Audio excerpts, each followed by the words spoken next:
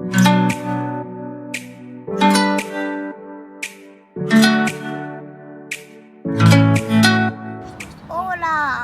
me oleme Hispaanias. Me on Meriliten Manuga ja Noa magab. No nii, me jõudsime siis Hispaaniasse, täpsemalt Põhja-Hispaaniasse õhtul ja esimese öö me lihtsalt ööbisimegi õhtul, lihtsalt magasimegi Hispaanias. Enne kui me Prantsusmaalt sõitma hakkasime, siis me tegime San Sebastianis väikse toidupeatuse. Vaatasime või põhimõtteliselt meie vahepeal linnade vaatamine ongi see, et me lihtsalt sõidame autoga sealt läbi ja vaatame aknast välja. Et jah, näeme ära selle põhimelu ja kultuuri.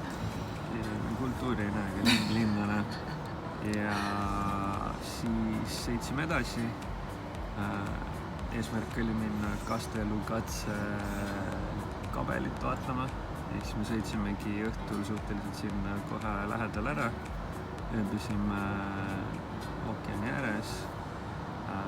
Majakas oli seal taaskord ja mere peal või ookeani peal oli huvitav, kuidas me nägime, et mingid tuled on seal, et kas mingi kruiisilaev või midagi, aga hommikul nägime, et oli hoopis naftapuurtorn seal. Alustasime hommikul siis palverännakuga. Nimelt see Castellugatse oli siis väikse saarekese peal olev kabel. Seal oli päris suur mingi story ka, ma hetkel isegi ei mäleta enam. Aga teekond sinna oli siis selline, et kõigepealt tuleb mäest alla minna, mis oli isegi päris väsitav mäest alla minek, see oli jalgadele päris suur koormus.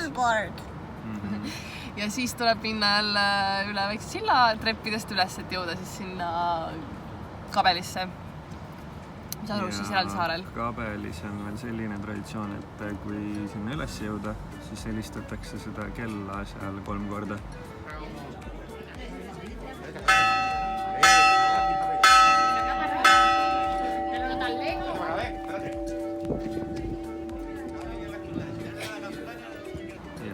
Helistas ka, keda tahtis eriti palju õnne saada endale, nii et helistas 4 korda isegi. Siin on viis mingi 243 triplastat vist või? Sellist. Ja... Tundub vähe, aga tegelikult oli päris väsitav. See oli jah päris väsitav, see kuum oli päris soe oli, vaata, võib-olla see ka andis nagu kaasa. Ja selle saarekesel oli jälle ka need ägedad võlvid olid seal paar tükki. Ja noh, päris äge koht oli, ütleme niimoodi.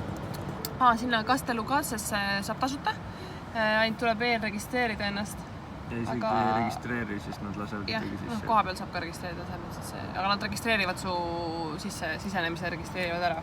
Ilmselt on see probleem kõrgu ajal, kus sa võid seal ukse taha jääda, ma arvan, kui on nagu väga palju rahvast. Jah, võimalik, et see lase äkki sinna nii palju rahvast. Aga jah, ja siis me sõitsime edasi. Meil oli eesmärk sõita... me läksime merelde.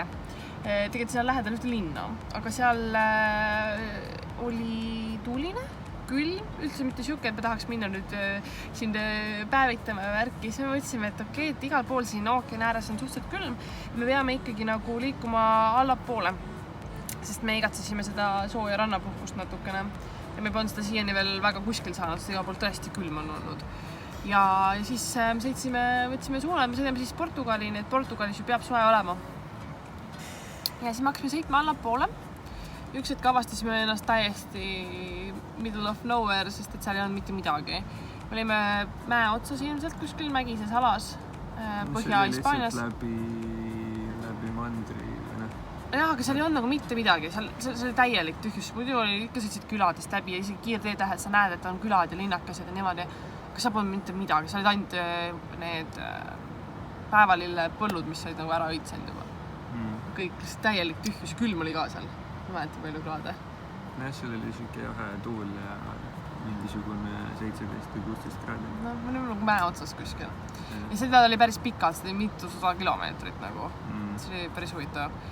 Ja siis see oligi päris suur sõidupäev tegelikult. Sealt Castellugatsest siis põhimõtteliselt terve päeva pärast sõitsime. Ja meil on terve pärastlõuna, ütleme niimoodi. Ja siis me jõudsime kohale ühte ööbimiskohta, mille välja vaatasime endale pimedas, jõudsime sinna. No põhimõtteliselt oli nii, et kuna me vaikselt enam ei jaksanud sõita, siis hakkasime vaatama, kus saaks nagu ööbida. Merilin vaatas Park for Night'ist välja mingi koha, et tahad seal on mingi spa, kuumaveeallika spa ka kõrval. Last alla tegime, ööbisime ära hommikul, hakkasime veidi uurima selle kohta. Siis selgus, et nagu see spa kõrval on veel nagu looduslik kuumaveeallikas. Siis me läksime hommikul vara sinna mõnulema. Kell on 9 hommikul ja me suundume sinna kuumaveeallikasse. Kuumaveeallikasse. Täpselt ei tea, kus see on. Jälitame ühte meest. Ja loodame leida õige koha. Ta läheb sinna, kus me lähme. Seal oli soe ja hääl koeral polnud seal silma, kui me hakkasime ära minema. Ja mul mamma mingis talkimis otsisin. On veel need. Miskit veel?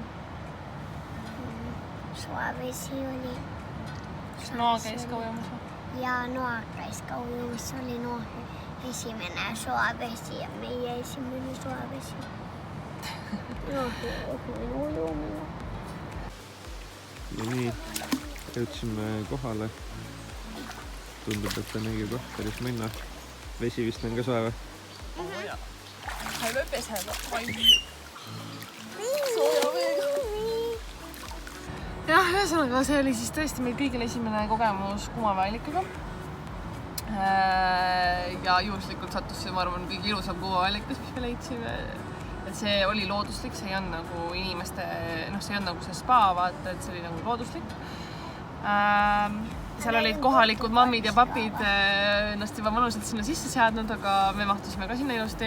Saime oma seal oli nii vähe inimesi lihtsalt. Seal ei olnud palju, neid oli seal mingi 4-5 tükki. Ja vesi on soe.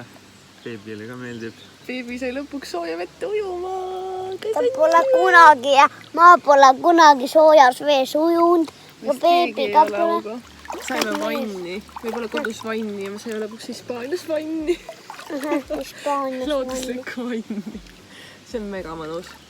Ma ei tea. Ma ei oska kirjeldada hetkest, et see on nii mõnus. Siis seal kuumaveeallikas algas väga mõnusalt.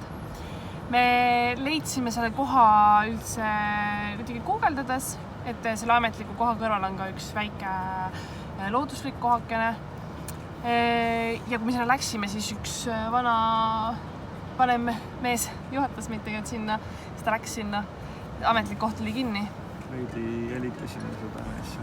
Kuna tal oli rätik käes, siis veidi nagu eeldasime, et ta läheb sinna kohta ja siis võtsime sappa.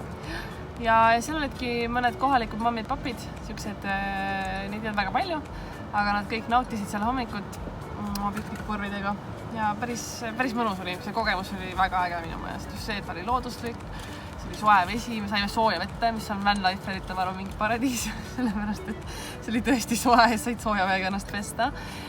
Sai ka esimest korda ujuma, kunagi ujumas käinud. Eestis me kuidagi ei jõudnud temaga kuhugile ujuma ja siiani on väga külm vesi igal pool. Et ta pole kuskil meres seal nagu ujumas käia. No Eestis ei jõudnud, sest et ta oli liiga väike. Aga ma mõtlen basseini kuhugile, ma ei jõudnud ka lihtsalt. Ei jõudnudki, sest et ta oli liiga väike. Basseini oli minna.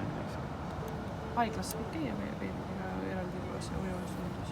Ma teeksin ka. Alates teisest elumust, jah? Just oli 4.